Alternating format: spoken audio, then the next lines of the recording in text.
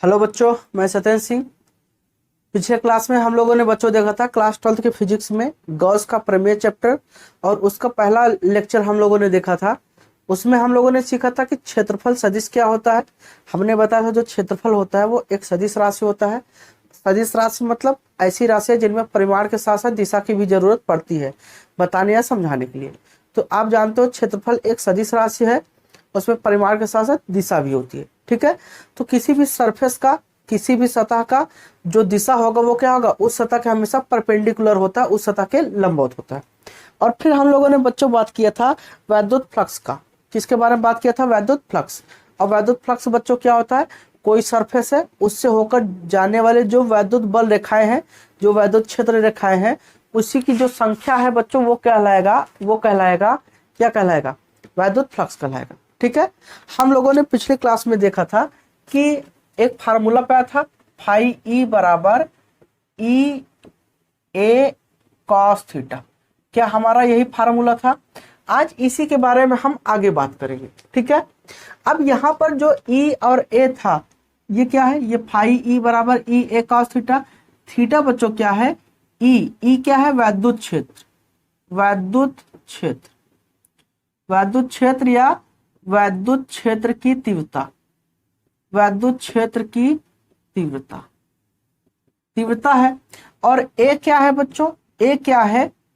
ए क्षेत्र सदिश है, क्षेत्रफल सदिश, क्षेत्रफल सदिश। तो थीटा क्या है? थीटा ई और ए के बीच का कोण है, बीच का कोण है। ठीक है बच्चों, तो ई क्या है? सॉरी, थीटा क्या है? ई और ए के बीच का कोण। तो इसका मतलब क्या है कि जो फाई ई है वो ई और ए दोनों पर डिपेंड करेगा और साथ में थीटा पर। अब जरा देखिए यहाँ पर ये ई है, ई किस पे डिपेंड करेगा? ये फाई ई है, वैद्युत फ्लक्स है, और वैद्युत फ्लक्स किस पे डिपेंड करेगा? वैद्युत क्षेत्र पर और साथ में क्षेत्रफल पर। आप जानते हो वैद्युत क्षेत्र का मतलब बल रेखाओं से है।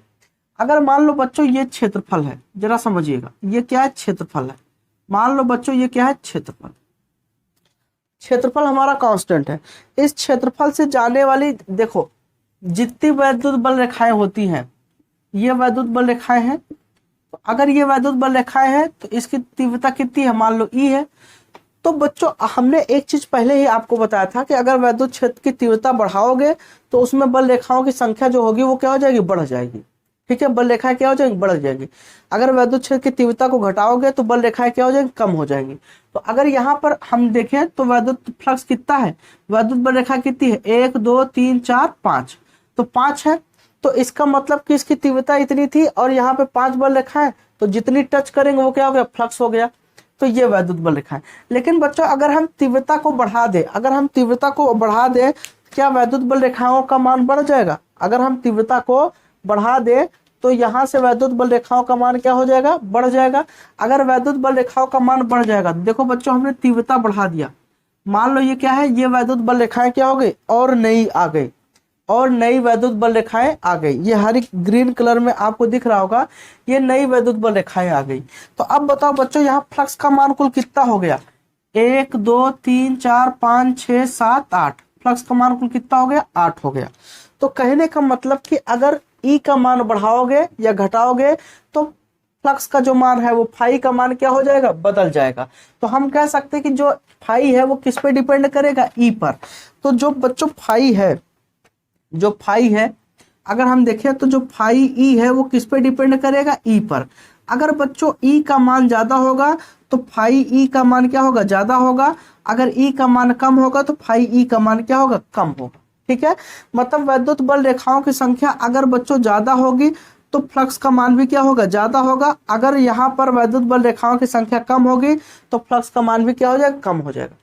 अब दूसरा यहाँ पर आया, एक ई इस पर डिपेंड करा और एक किस पे डिपेंड करेगा? क्षेत्रफल पर। क्षेत्रफल पर कैसे डिपेंड करेगा जरा देखिएगा बच्चों। अब यहाँ पर वैद्युत बल रेखाएं हैं, ये वैद्युत बल रेखाएं हैं, ये वैद्युत बल रेखाएं है। और यहाँ पर बच्चों हमने क्षेत्रफल कितना लिया? इतना लिया। तो बताओ बच्चों यहाँ पर फ्लक्स का मान कुल कितना हो गया? तो जितना इसके सतह को टच करेगा तो 1 2 3, तो फ्लक्स का मान बच्चों कुल कितना है? 3 है। लेकिन बच्चों हमने क्या किया, हमने इस क्षेत्रफल को क्या कर दिया, बढ़ा दिया। हमने क्षेत्रफल को बढ़ा दिया। अब बच्चों क्षेत्रफल को बढ़ा दिया तो यहाँ अब फ्लक्स देखो कितना, 1 2 3 4 5 6 7, फ्लक्स का मान बच्चों कितना हो गया, कुल 7 हो गया। समझ में आ गया बच्चों। तो हमने क्या किया, जब यहाँ पर देखा तो यहाँ से फाई ई का मान बच्चों क्या हो गया, ए के प्रोपोर्शनल है। इसका मतलब ए का मान बढ़ाओगे तो फ्लक्स का मान बढ़ेगा, ए का मान घटाओगे तो फ्लक्स का मान घटेगा। क्लियर हो बच्चों। अब इसके साथ साथ, इन दोनों के साथ साथ ये जो फ्लक्स है वो डिपेंड किस पे करेगा, इस थीटा के मान पर भी डिपेंड करेगा। तो इसी के बारे में हम लोग को बच्चों आज देखना है, ठीक है। इसी के बारे में हम लोगों को आज देखना है, ठीक है। ये नोट कर लीजिए आप लोग, ठीक है। अब यहां पर देखते हैं स्पेशल कंडीशन।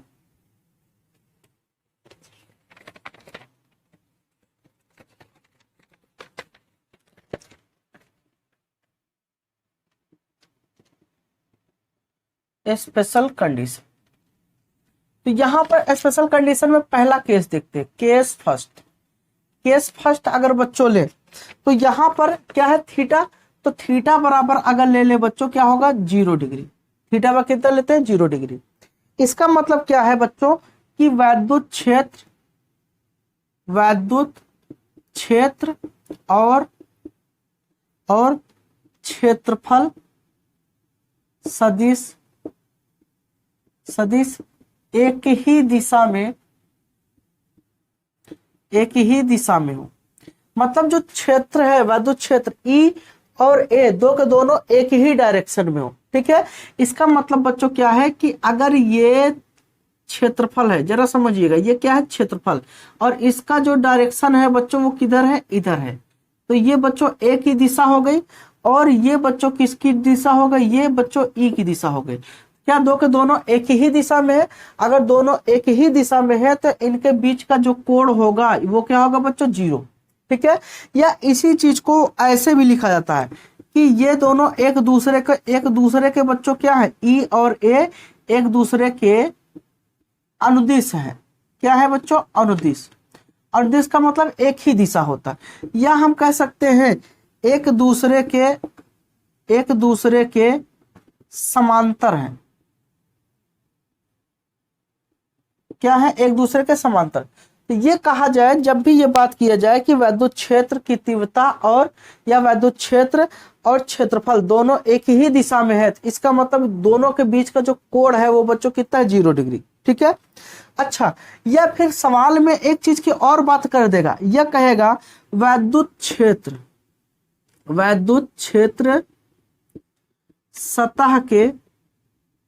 सतह के लंबवत हो। क्या हो बच्चों, सतह के लंबवत। अब जरा देखो बच्चों, सतह यहां पर अगर हम बात करें तो इस एरिया, इस सरफेस का सतह कौन, ये हो गया ना, ये सतह हो गया। और वैद्युत क्षेत्र किधर है बच्चों, ये वैद्युत क्षेत्र। तो इस सतह से कितना कोण बना, 90 डिग्री। लेकिन हम बच्चों थीटा का मान 90 डिग्री नहीं लेंगे। क्यों, क्योंकि सतह पे आपने अगर ये सतह लिया है तो इस सतह का जो दिशा होगा ये बच्चों होगा ना, सतह है, सतह के लंबवत हमने डाला तो दिशा इधर, तो दोनों की दिशा क्या है, सेम है। तो इसलिए बच्चों क्या हो जाएगा, थीटा का मान 0 डिग्री। ये चीज सवाल में आपको कहता है, सवाल में डायरेक्ट ये सब ना देके आपको सवाल में ये कह देगा वैद्युत क्षेत्र सतह के क्या है, लंबवत है। आप वहां पे तुरंत थीटा का मान 90 डिग्री रख के सवाल तुरंत आप क्या कर दोगे, गलत कर दोगे, ठीक है। तो जब भी सवाल में आपका सतह के क्या किया जाए, क्या कहते हैं, लंबवत कहा जाए, वैद्युत क्षेत्र की जो दिशा है वो सतह के लंबवत कहा जाए, तो वहां पर आप थीटा का मान 90 नहीं लोगे, बल्कि क्या लोगे, 0 डिग्री, ठीक है बच्चों। तो अब यहां पर हम लोग जानते हैं फाई ई बराबर क्या होता है, ई ए कॉस थीटा। और इस कॉस थीटा की जगह पे बच्चों हम लोग क्या रख देंगे, कॉस 0। और जानते हो कॉस 0 का मान कितना होता है, 1 होता है। तो ई इंटू क्या हो जाएगा, ए। क्या हो जाएगा बच्चों, ई इंटू ए। तो फाई ई बराबर क्या हो जाएगा, ई इंटू ए।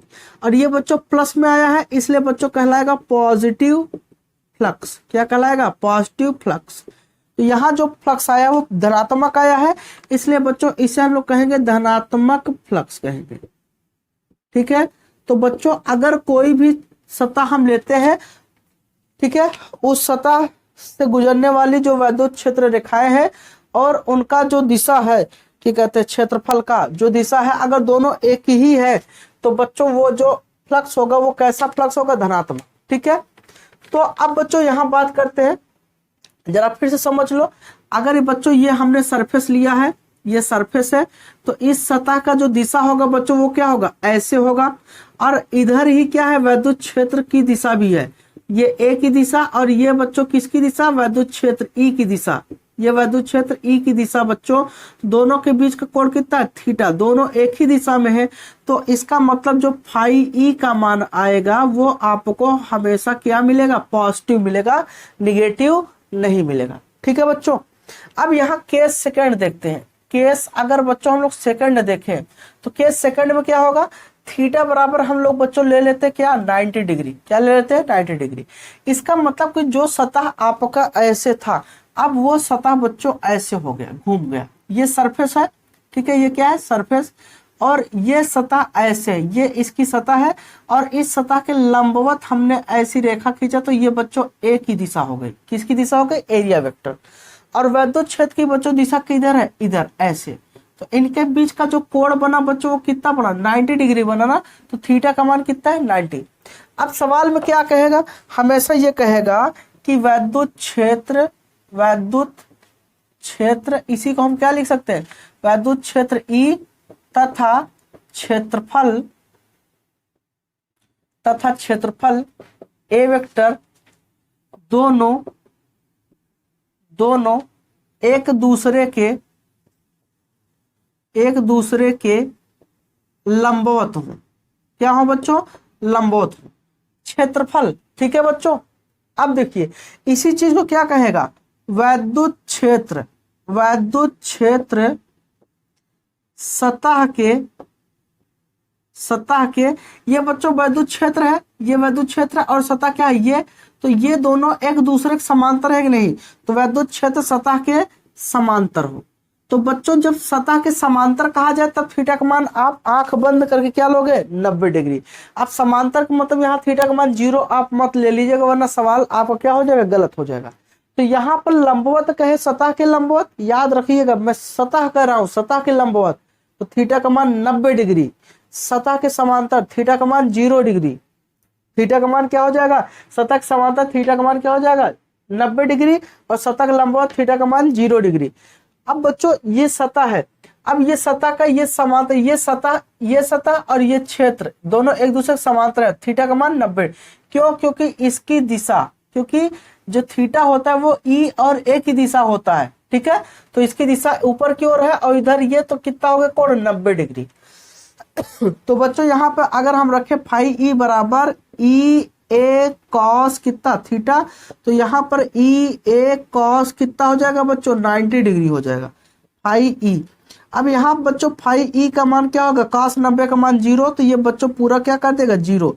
तो इसका मतलब कि जो हमें फ्लक्स मिलेगा वो क्या मिलेगा, 0 फ्लक्स मिलेगा, शून्य फ्लक्स मिलेगा। ठीक है बच्चों, क्या मिलेगा, शून्य फ्लक्स। तो कोई भी वैद्युत क्षेत्र है, कोई भी वैद्युत बल रेखा है, अगर वो अपने हमेशा क्षेत्रफल जिस सरफेस से होकर गुजर रहा है उस सरफेस के हमेशा लंबवत हो जाएगा, तो वहां से फ्लक्स नहीं मिलेगा, क्योंकि वो उसको स्पर्श नहीं कर पाएगा। ठीक है बच्चों। अब तीसरा केस देखते हैं। तीसरे केस में देखते हैं थीटा का मान बच्चों कितना होगा, 180 डिग्री होगा। थीटा का मान कितना होगा बच्चों, 180 डिग्री। तो बच्चों केस यहां लेते हैं थर्ड। थीटा का मान बच्चों कितना ले लेते हैं, 180 डिग्री। इसका मतलब क्या है कि अगर ये क्षेत्रफल है, ये इसकी बच्चों क्या है, दिशा, और ये बच्चों ई की दिशा हो गई। दोनों एक दूसरे क्या है, विपरीत। अब आप जानते हो, वेक्टर पढ़े हो, वेक्टर में ये ए है और ये क्या है, बी है। अब दोनों एक दूसरे क्या है, विपरीत। इनके बीच का कोण कितना होगा, 180। तो थीटा का मान 180। हम यहाँ कह सकते हैं कि वैद्युत क्षेत्र ई तथा क्षेत्रफल ए वेक्टर दोनों एक दूसरे के विपरीत हो,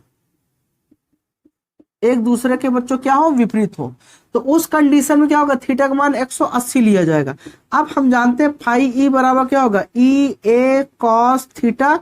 अब यहां से ई ए कॉस कितना 180, और आप जानते हो कॉस 180 का मान -1 होता है, तो फाई ई का मान जो यहाँ फ्लक्स मिलेगा बच्चों वो कितना मिलेगा, -e/a। अब ये बच्चों माइनस में मिला है, तो इसका मतलब ये क्या कहलाएगा, निगेटिव फ्लक्स कहलाएगा। क्या कहलाएगा, निगेटिव फ्लक्स कहलाएगा, ऋणात्मक फ्लक्स। क्या कहलाएगा, ऋणात्मक फ्लक्स कहलाएगा। क्लियर हो बच्चों, तो ये क्या कहलाएगा, निगेटिव फ्लक्स। तो अगर दोनों सतह और जो सतह की दिशा है और विद्युत क्षेत्र अगर दोनों एक ही दिशा में, धनात्मक फ्लक्स। अगर दोनों एक दूसरे के लंबवत हो गए तो जीरो फ्लक्स। अगर दोनों एक दूसरे के विपरीत हो गए तो बच्चों क्या हो जाएगा, निगेटिव फ्लक्स हो जाएगा। क्लियर हो बच्चों। तो अब यहाँ पर एक चीज की और बात करते हैं, यहाँ पर देखते हैं, नोट बनाइए, नोट लिखिए। अब यहाँ बच्चों नोट देखते हैं, नोट, ठीक है। नोट नंबर 1, हम लोग जानते हैं बच्चों जो वैद्युत फ्लक्स होता है वो कैसी राशि है, अदिश राशि। तो यहां पर वैद्युत फ्लक्स एक अदिश राशि है। और आप जानते हो बच्चों अगर अदिश राशि कोई भी वस्तु है, कोई भी भौतिक राशि अगर अदिश राशि है तो उसको हमेशा बीजगणितीय नियम से जोड़ते या घटाते हैं, ठीक है, ना कि सदिश के नियम से। अतः इसे बीजगणितीय नियम से जोड़ा जाता है। अतः अगर अदिश राशि है तो इसे किससे, बीजगणितीय नियम से जोड़ा जाएगा। तो अतः इसे बीजगणितीय नियम से जोड़ा जाता है।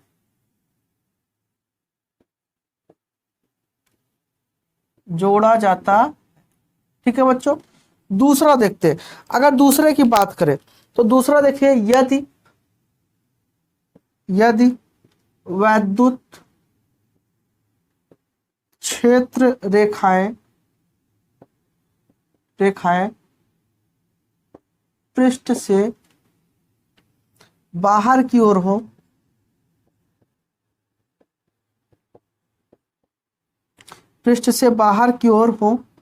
तो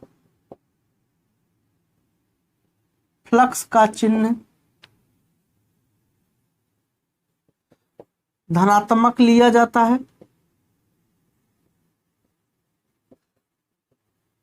तथा यदि वैद्युत क्षेत्र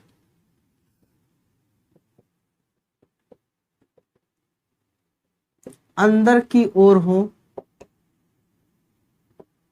तो फ्लक्स का चिन्ह ऋणात्मक लिया जाता है। ठीक है बच्चों, इसका मतलब जरा समझिएगा कि अगर फ्लक्स बाहर की ओर है, जो सरफेस है उस सरफेस के बाहर की ओर जा रहा है, मतलब सरफेस की दिशा में है, तो बच्चों क्या होगा, हमेशा जो वैद्युत बल रेखा है, अगर देखिए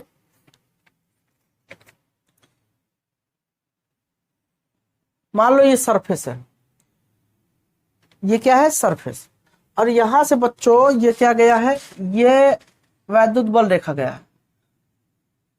ये क्या गया है बच्चों, वैद्युत बल रेखा। इसकी दिशा बच्चों ऐसे है, ऐसे, ये बच्चों वैद्युत बल रेखा है। अब यहां पर अगर बात करें बच्चों, तो यहां से क्या है, ये सरफेस, ये वाला, इस सरफेस कहाँ गया, अंदर, और इस सरफेस से क्या हो रहा है, बाहर निकल रहा है। तो जरा समझिएगा, अगर हम ये सरफेस लेते, केवल ये सरफेस लेते, अगर ये सरफेस लेते हैं तो ई की दिशा बच्चों यहाँ पर क्या है, ई की दिशा बच्चों किधर की ओर है, इधर की ओर, और इसके क्षेत्रफल की दिशा बच्चों कहाँ होगा, इधर की ओर। इसकी दिशा बच्चों कहाँ है, इधर की ओर, तो मतलब ई की दिशा इधर की ओर। जरा देखिए यहाँ पर ये ए की दिशा हो गई और ये बच्चों किसकी दिशा हो गई, ई की, दोनों क्या है, विपरीत।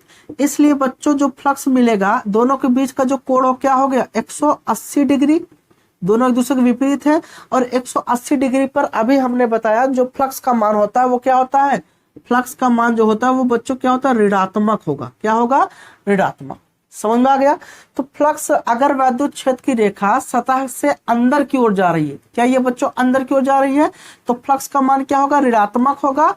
यही कहा है ना, यदि वैद्युत क्षेत्र रेखाएं पृष्ठ से बाहर की ओर हो तो फ्लक्स का मान धनात्मक, तथा वैद्युत क्षेत्र रेखाएं अंदर की ओर हो, मतलब अंदर की ओर जा रहा हो, तो फ्लक्स रेखाएं क्या लिया जाता है, ऋणात्मक लिया जाता है। क्यों लिया जाता है, तो क्लियर हो गया ना, ऋणात्मक इसलिए लिया जाता है। अब ये वाला सतह देखें, अगर ये बच्चों सतह की बात करें, यहां से बात करें, तो ई की दिशा बच्चों क्या है, इधर है, और ए की दिशा इसकी क्या है, इधर की ओर।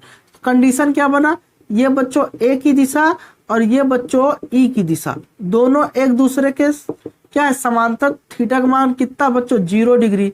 तो थीटा का मान 0 डिग्री पे जो फ्लक्स का मान क्या था, आपका धनात्मक मिला था। तो सतह से अगर अंदर की ओर जाएंगे तो ऋणात्मक फ्लक्स, सतह से बाहर निकलेंगे धनात्मक फ्लक्स। ठीक है। अगर मैं यहीं पर एक चीज की और बात करूं, जरा समझिएगा।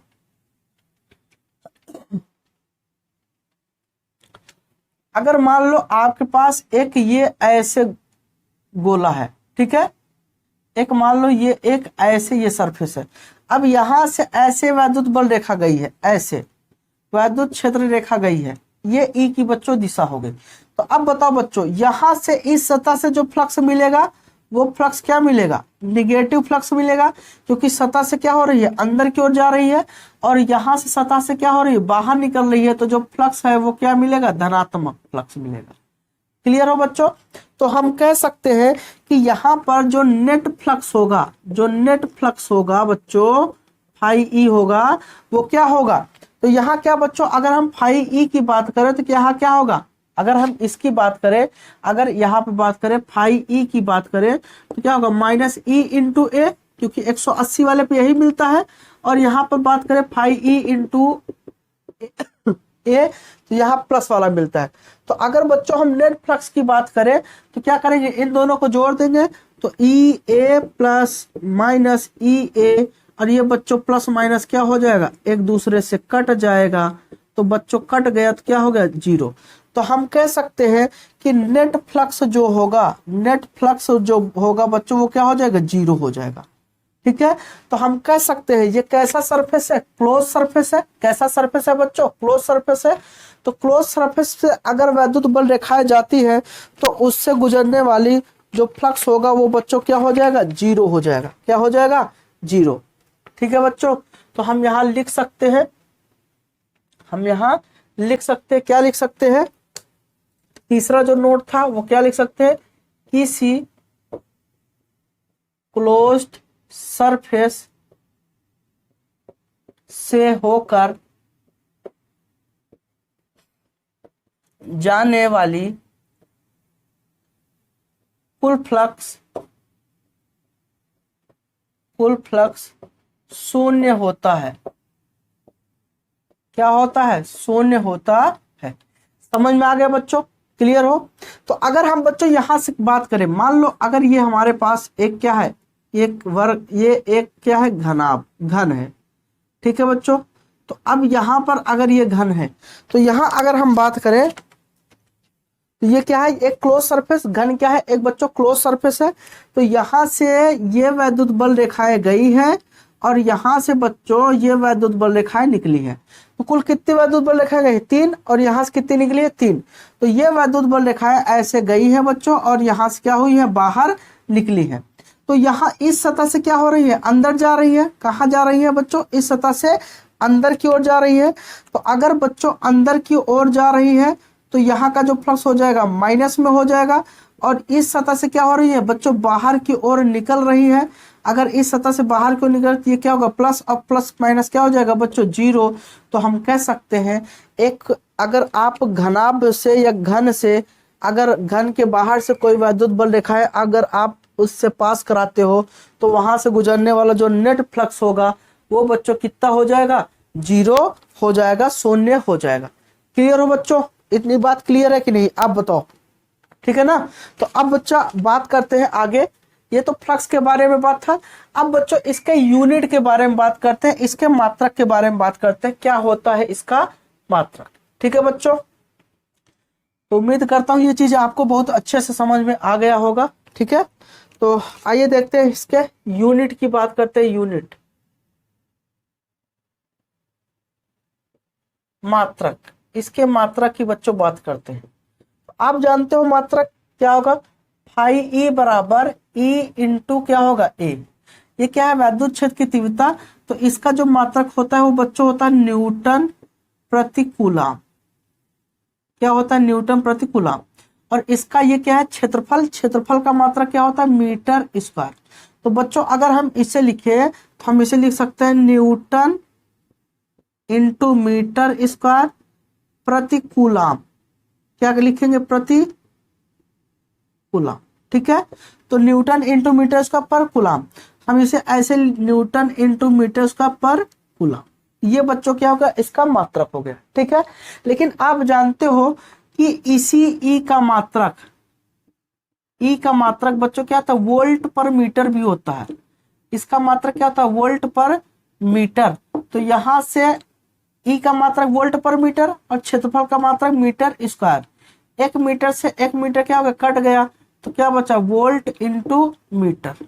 तो ये बच्चों फाई ई का मान जो मात्रक होगा, ये पहला मात्रक हो गया ये वाला, और ये बच्चों क्या हो गया, दूसरा मात्रक हो गया। ठीक है बच्चों, तो एक ये वाला हो गया और एक ये वाला हो गया, वोल्ट इंटू मीटर। तो ये आपका बच्चों क्या हो गया, 2 मात्रक हो गया। ठीक है, अब यहाँ पर एक मात्रक की और बात करेंगे। ठीक है, एक मात्रक की और बात करेंगे यहाँ पर। तो वो एक मात्रक क्या होगा, जरा देखिए। हम लोग बच्चों क्या जानते हैं, फाई ई बराबर अगर है तो ई इंटू क्या है, ए। ई का मान आप जानते हो क्या होता है, ई क्या है, वैद्युत क्षेत्र। और ये होता है, हमने बताया था ई बराबर क्या होता है, एफ अपान क्यू होता है। तो यहाँ पर रखेंगे एफ अपान क्यू इंटू क्या होगा, ए। और आप जानते हो क्यू बराबर क्या होता है, आई इंटू टी, धारा गुणित समय, आपने पढ़ा है। तो एफ बराबर आई इंटू एफ अपान आई इंटू टी इंटू ए। ठीक है, ये बच्चों क्या है, बल। ठीक है, और जानते हो बल बराबर क्या होता है, द्रव्यमान गुणित क्या होता है, त्वरण होता है। तो यहां से क्या हो जाएगा, m इंटू ए अपान आई इंटू टी इंटू क्या होगा, ए। अब बच्चों यहाँ पर मात्रक को रखते हैं। तो यहाँ जरा देखिए, द्रव्यमान m क्या है, द्रव्यमान m क्या है, द्रव्यमान। और द्रव्यमान का मात्रक बच्चों क्या होगा, किलोग्राम। क्या होगा, किलोग्राम। ए बच्चों क्या है, त्वरण। और त्वरण का मात्रक होता है मीटर प्रति सेकेंड स्क्वायर। क्या होता है, मीटर प्रति सेकेंड स्क्वायर। यहाँ पर बट्टे में लेते हैं। आई क्या है, धारा। धारा का मात्रक होता है एम्पियर। क्या होता है, एम्पियर। और टी क्या है, समय। समय का मात्रक बच्चों क्या होता है, सेकंड होता है। और यहाँ क्या है, ये बच्चों क्षेत्रफल। यहाँ क्या है, ये क्षेत्रफल है। और क्षेत्रफल का मात्रक बच्चों क्या होता है, मीटर स्क्वायर होता है। तो अब जरा बच्चों देखो, यहाँ से क्या हो जाएगा, किलोग्राम, ये मीटर और ये मीटर, मीटर स्क्वायर कितना, मीटर क्या हो जाएगा, क्यूब हो जाएगा। बट्टे में ये बच्चों यहाँ जाएगा, ये कहाँ जाएगा, यहाँ जाएगा, क्या हो जाएगा, सेकेंड क्यूब हो जाएगा। और ये क्या हो जाएगा बच्चों, एम्पियर। ये भी कहाँ जाएगा, यहाँ जाएगा। ठीक है, तो ये क्या हो जाएगा, एम्पियर। तो हम कह सकते हैं किलोग्राम प्रति मीटर, किलोग्राम मीटर क्यूब पर सेकंड क्यूब इंटू एम्पियर, ये भी होता है। ठीक है, तो ये भी इसका मात्रक होता है। तो ये क्या होगा, किग्रा मीटर क्यूब पर सेकेंड क्यूब इंटू एम्पियर, ये भी बच्चों क्या होता है, मात्रक होता है। क्लियर हो। अब अगर इसके हम विमीय सूत्र की बात करें, किसकी बात करें बच्चों, विमीय सूत्र की बात करें। तो अगर बच्चों हम विमीय सूत्र की बात करें, विमीय सूत्र की बात बच्चों करें तो क्या होगा, तो यही देख लीजिए क्या होता है, किलोग्राम प्रति metre, kilogram metre cube upon second cube into ampere. तो बच्चों किलोग्राम, किलोग्राम द्रव्यमान है, द्रव्यमान का क्या होता है, एम होता है। एम क्या है, मीटर, मीटर क्या है, लंबाई, लंबाई का क्या होगा, एल क्यूब। और यहाँ पर क्या, सेकंड, सेकंड का क्या होता है, टी होता है, टी क्यूब। और एम्पियर का ए ही होता है। तो अगर हम इसे लिखे तो एम एल का क्यूब टी ऊपर जाएगा तो टी पे -3, इसका पावर 1 है तो ऊपर जाएगा a पे -1, तो ये क्या हो गया बच्चों, वीबी सूत्र हो गया। ठीक है बच्चों, तो ये बच्चों कुल मिला के था आपका वैद्युत फ्लक्स के बारे में। हम लोगों ने 2 लेक्चर कंप्लीट किया, एक हमने क्षेत्रफल सदिश के बारे में पढ़ा और वैद्युत फ्लक्स के बारे में। वैद्युत फ्लक्स का आगे का जो डिटेल था आज हम लोगों ने इस क्लास में देखा। उम्मीद करता हूँ ये आपको बहुत अच्छे समझ में आया होगा। अब इस पर आधारित हम लोगों को क्या देखना पड़ेगा, प्रश्न देखना पड़ेगा, क्वेश्चन देखना पड़ेगा और उसको हम लोग देखेंगे। ठीक है बच्चों, तो आप जरूर कमेंट करके बताइएगा आज का क्लास आपको कैसा लगा। अगर अच्छा लगा है तो जरूर लाइक करें और अपने दोस्तों में शेयर करें। अगर आपने हमारे चैनल को सब्सक्राइब नहीं किया तो जरूर करें। ठीक है बच्चों, थैंक यू।